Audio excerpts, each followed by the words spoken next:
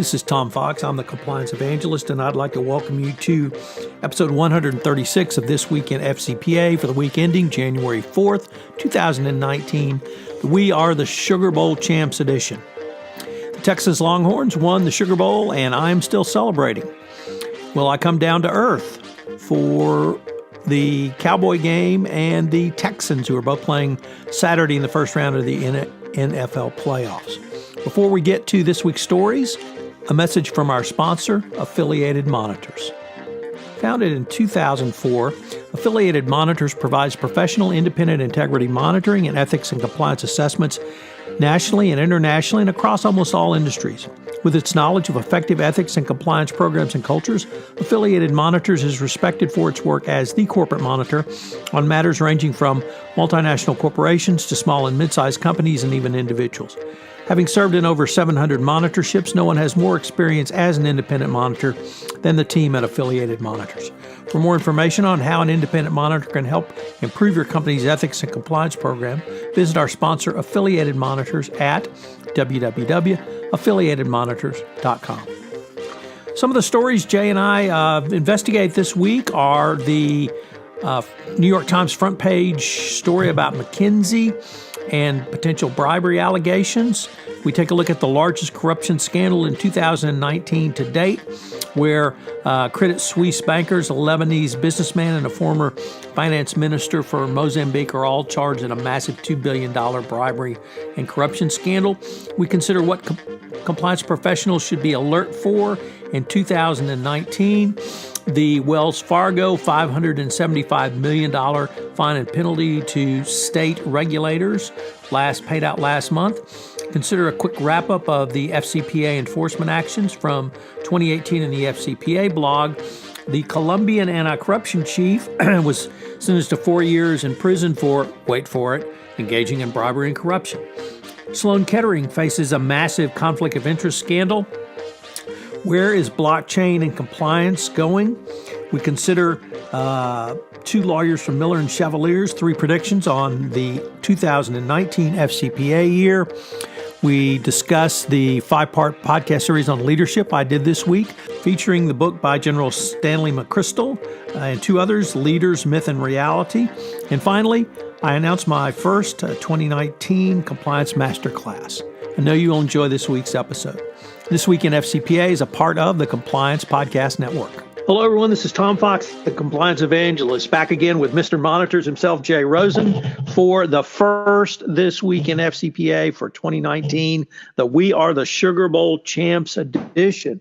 Jay, I don't know if you caught it, but the Texas Longhorns upset the Georgia Bulldogs in the Sugar Bowl on Tuesday night. So, as we say, unfortunately not often enough here in Houston, we are the champions. Hook 'em horns. Congratulations, and welcome everyone to the first This Week in FCPA for the calendar year of 2019. And we won't disappoint you, so we'll jump right in and tell you what we find are the biggest stories of the week. And first of all, I'd like to look at an article from the New York Times by Walt, Bogdanich, and Michael Forsyth. And it's appropriately titled Exhibit A, How McKinsey Got Entangled in a Bribery Case. The consultancy's report became key evidence in a battle over the extradition of a powerful Ukrainian oligarch charged in a scheme to help Boeing. Dmitry Firtash, a Ukrainian billionaire, was indicted in the United States on charges of directing $18.5 million in bribes to Indian officials. So there's a great story, and I'll kind of cut to the chase, but I really, Tom and I recommend that you read it in the Times. And basically, Boeing, the aircraft giant, was in a tight spot, and just as they were preparing to roll out their new 787 Dreamliner, the airplane that was supposed to save the company and lead the company into a bright and rosy future, they noticed they had a shortage of strong but lightweight titanium parts. That made them to go look for a partner to help them source these parts, and they ended up getting involved with Dmitry Firtash. But the interesting thing was, trying to do the right thing, Boeing went to McKinsey and asked them to evaluate whether or not this deal was too risky. And McKinsey says that it advised Boeing of the risk, and attached to its evaluation was a single PowerPoint slide, Exhibit A, in which McKinsey described what it says was the potential partner strategy for winning tournaments. And it did something that you should never do. It wrote right on that PowerPoint slide that it included bribing Indian officials. So the story goes on, but there's also an element of fighting over Mr. Firtash and whether or not they could expedite him out of Austria. But it's just a fascinating story. Tom, any parts you want to highlight on it? So I guess I should give a somewhat of an admonition that this is not document via PowerPoint. Don't create a spreadsheet where you record your bribes and then track the progress of the contracts to determine your profit. And don't put in a PowerPoint, even if you're a consultant, that your client needs to engage in bribery and corruption. Because, Jay, as one other company that's the world's largest retailer learned, it's never good to be on the front page of the New York Times accused of advocating bribery and corruption. That is definitely a good takeaway from this story. Let's see. Next up, we have two ex-Credit Suisse bankers have been charged in a massive $2 million bribery. Why don't you let us know the details on that, Tom? So, Jay, it's January 4th as we're recording this, and we now have 2019's largest corruption scandal so far, literally a $2 billion corruption scandal involving something around. I mean, I'm sure we probably should have had a disclaimer, or at least a warning for Charlie the Tuna. He should not be listening to this episode because this involves the well-known scam, the tuna bond scandal that came out of Mozambique, where $2 million of bonds were issued for increased farming of tuna offshore. The problem was the money that came from the sale of these bonds went into the coffers of private individuals and not the country of Mozambique. So this is a part of the tuna bond scandal. The people involved were three Credit Suisse bankers who were involved in helping with this. A company, a Abu Dhabi-based marine projects company called Priv Invest, and its principal, Jean Bostani, and then the former government official at in Mozambique, a finance minister, Michael Chang, I believe. And they were all charged with various forms of bribery and corruption. There were FCPA violations alleged, and 500 million of the 2 billion was never accounted for. And the defendants named in this indictment skimmed at least $200 million of the loan. So lots to unpack here. It's going to be really a huge case. It's interesting. None of these individuals are U.S. citizens, yet they were all arrested. And one was arrested in the United States. Others were arrested in other countries, and they're going to be subject to being extradited to the United States. So literally a stunning case. The takeaway, Jay, I'd like to take in a little bit different direction, though, is that Mozambique recently had a peaceful through election regime change. And when you have regime change, you have typically the new regime comes in and investigates the old regime. At least we've seen that several times, and that's happened in Mozambique. So if you've done business in Mozambique over the past 5, perhaps even 10 years, you better take a very hard look at your operations because the prior regime was generally viewed as highly corrupt, and this could impact you negatively. And it's just going to be a huge case. It was literally announced late last night, or rather late yesterday afternoon. So we're going to have to watch this one, but I'm sure it will be one to watch. Jay, as you might expect, there were several blog posts and commentators who gave either 2018 retrospectives or 2019 look-aheads. We've got a couple in here. one of which is sort of a look forward that Matt Kelly does annually. He took a look at 9 compliance issues for 2019, highlighting whistleblower reforms from the SEC, continued innovation in anti-money laundering programs. Where will U.S. privacy law go? There has to be something that Congress has to do around privacy. Related to that will be GDPR enforcement, and where will that go? An interesting area that we have not really focused on, Jay, is what Matt calls restive employees. We've certainly seen in the Me Too movement and other movements, employees are more willing to speak truth to power and speak up when things are done by corporations, either the senior execs or the corporations themselves. And the restive employees really speaks to that latter, to the former, when Google decided not to bid on a defense contract after there was an outburst from employees about doing that work. So whereas the government may want to cut back on consumer regulatory risk, I think both Adam Smith in the marketplace and employees will pressure companies to do business more ethically. Next up is GRC vendors and where they may go. And interestingly, something that Matt's been talking about for quite some time is the new lease accounting rules. So we're going to watch all of those stories going forward. But I'm not sure if they're your current friends or your former friends, or that they even ever were your friends. But certainly your California bank, Wells Fargo, is back in the news. You want to tell us about that? Sure. So it seems like they can never stay out of the news. Wells Fargo has agreed to pay $575 million to resolve state investigations, and this money is to resolve an investigation by all 50 states and Washington, D.C., and to arrange a practices the latest chapter in the bank's long-running legal problems. For all intents and purposes, the deal ends inquiries that began after federal regulators revealed back in September of 2016 that Wells Fargo employees had for many years opened millions of unauthorized bank accounts in customers' names to meet very aggressive sales targets. This disclosure back then led to the departure of Wells Fargo's chief at the time, John G. Stump, and several other major executives.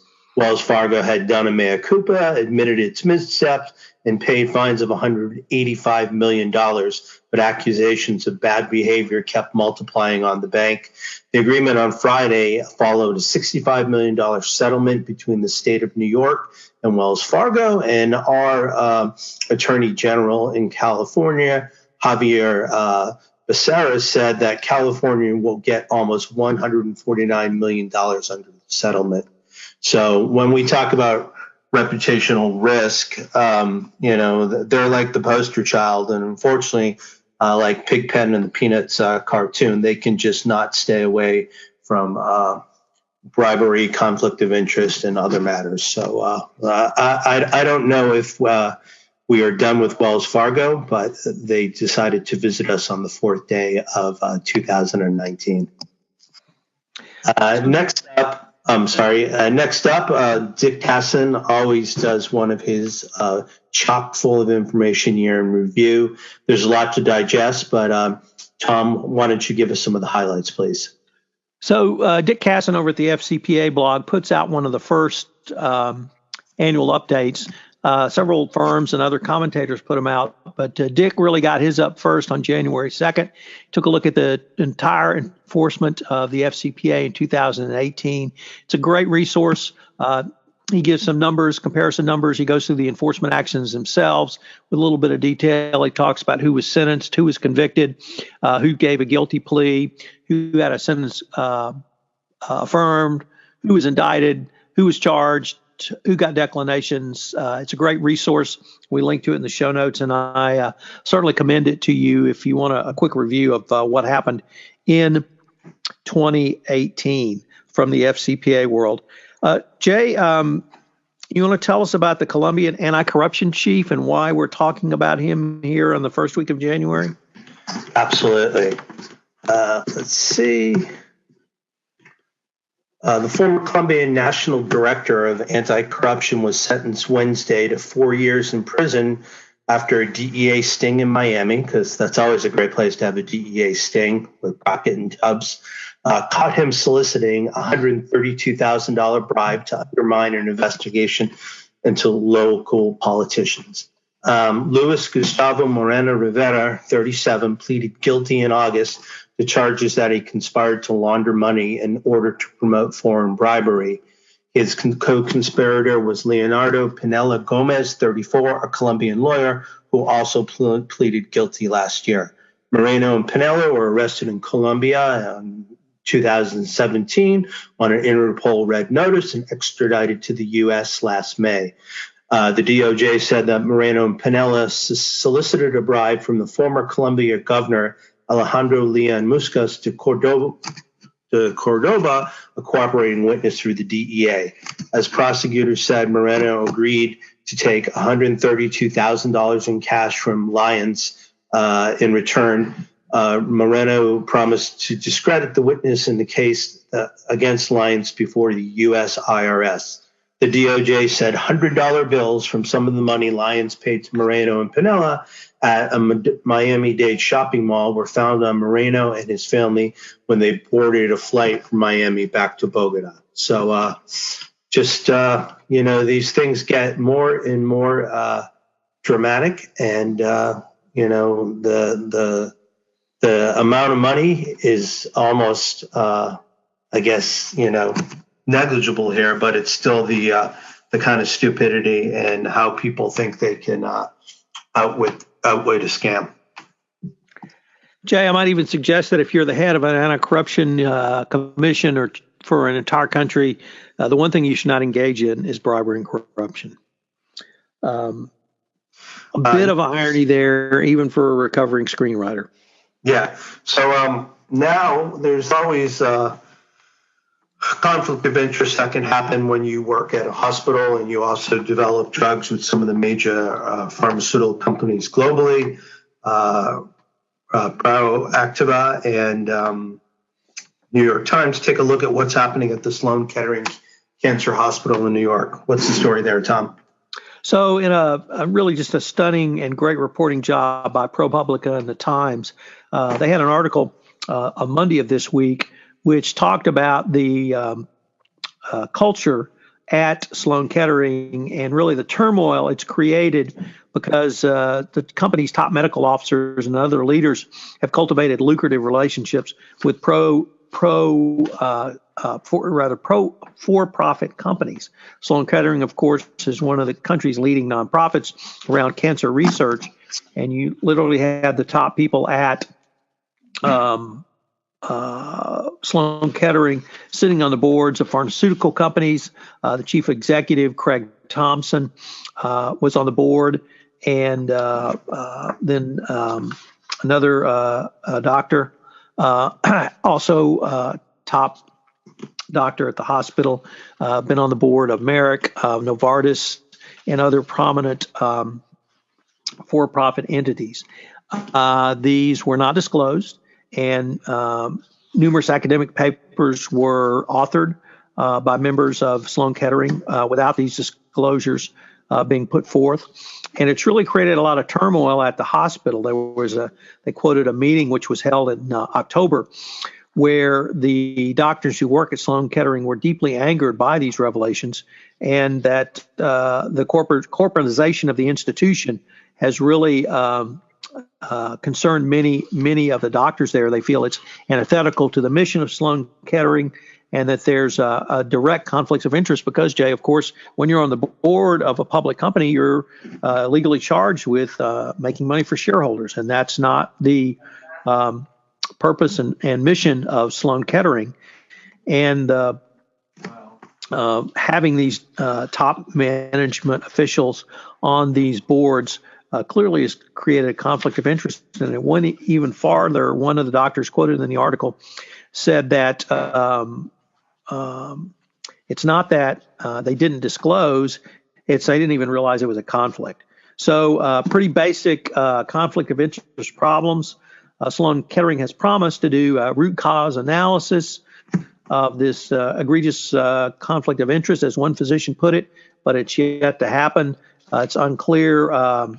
Several people quoted in the article by Sloan Kettering, or rather representatives of Sloan Kettering, basically thought it was not a problem, and that the people making complaints didn't understand what undue influence is, demonstrating they have a complete lack of knowledge of the people making these statements had complete lack of knowledge of conflicts of interest. So a lot of turmoil at Sloan Kettering, a great article for every company to think about in terms of conflicts of interest, and something that is going to be interesting to for us continue to watch going forward, Jay. Great stuff, Tom. Next up, we have an article that comes to us from Maurice Gilbert's Corporate Compliance Insights, and it's by one of his columnists, Christian Audi. And Christian decided to take a quick look at 5 things on where blockchain is going to be going in 2019. What does Christian think about that? So it's a really interesting article. I think that everyone in compliance needs to understand the power of blockchain, what it may portend going forward. I've talked about that in one of my podcasts, Innovation on Compliance. It really ties into smart contracts, and blockchain can make things certainly immutable and not subject to manipulation going forward. But she gives 5 potential changes. Number 1, the revolution in blockchain will be permissioned.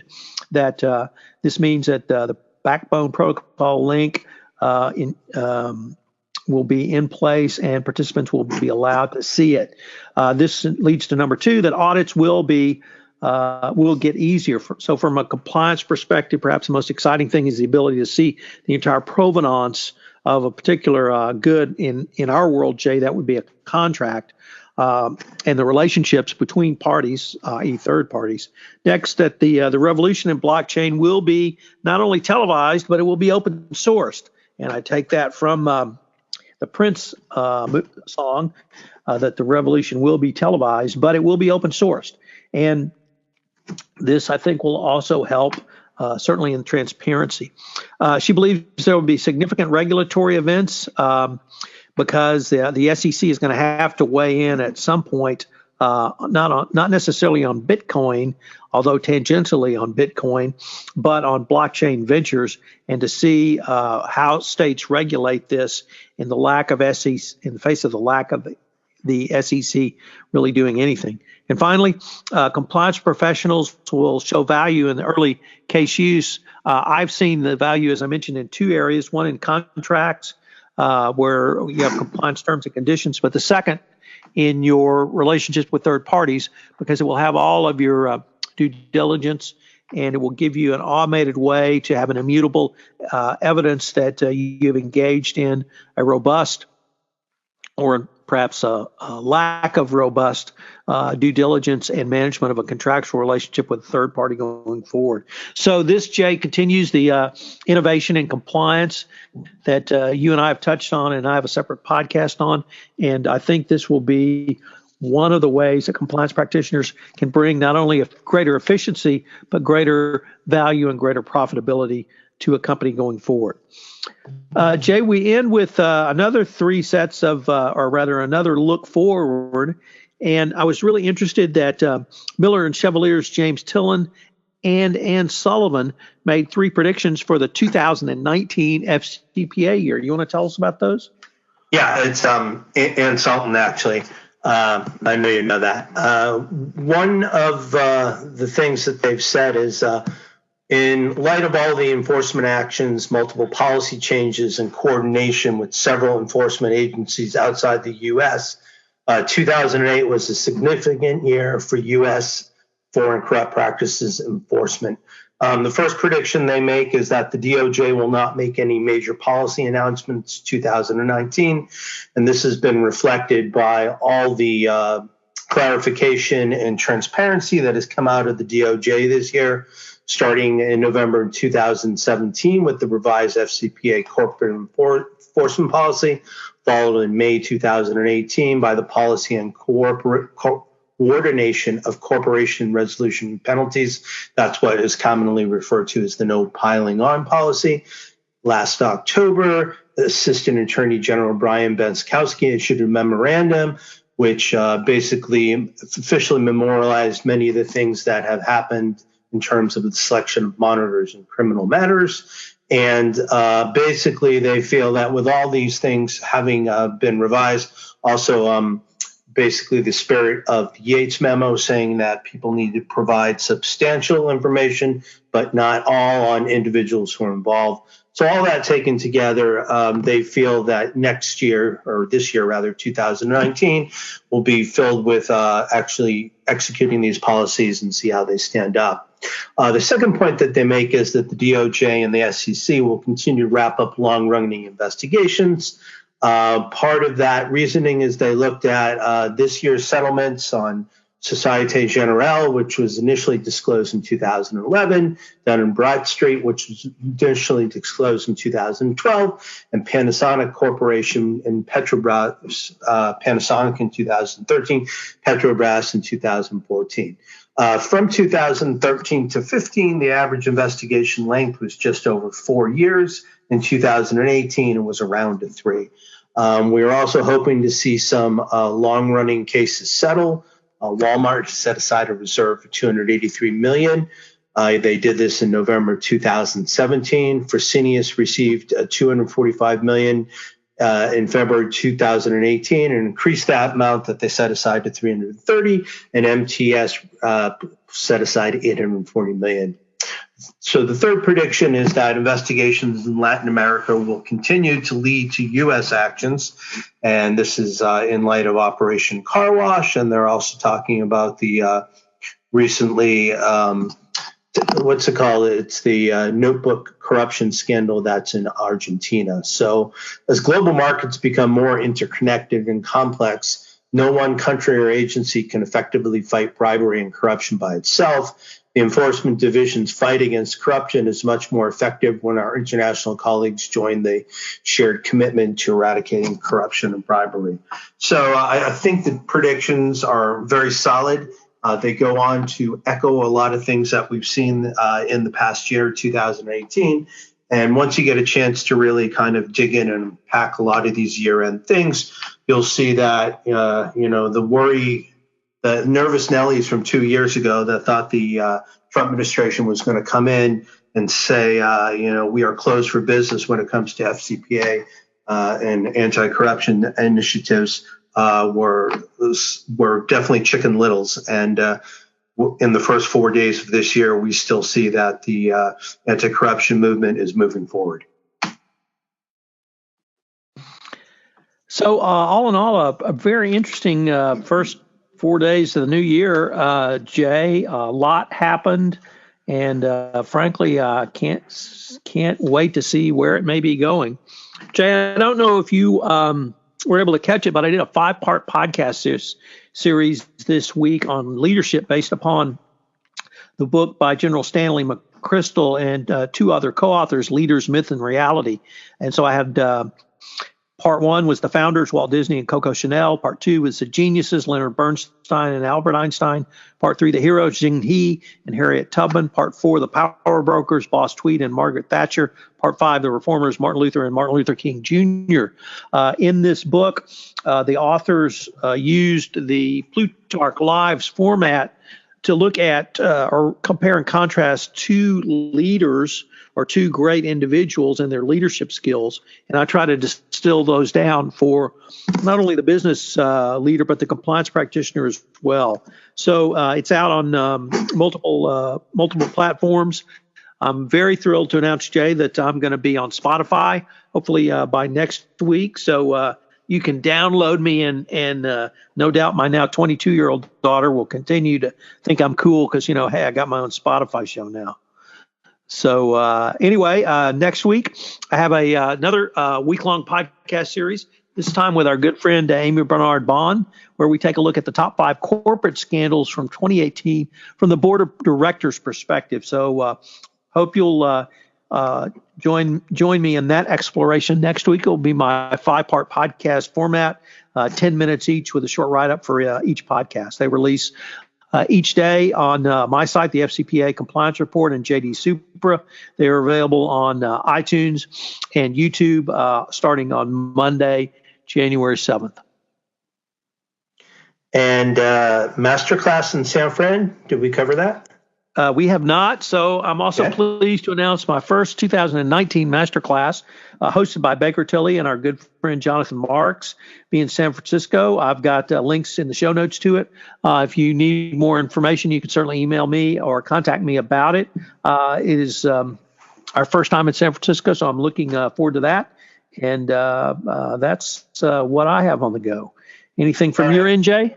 Well, I think we owe it to ourselves to take a couple minutes and talk about our NFL teams. And I am sure the excitement multiplies not only with you, with your Longhorns being the Sugar Bowl champ, but now you have an opportunity for not your Houston Texans, but yes, your Dallas Cowboys. And I'm wondering how you think they will fare in the first round of the playoffs.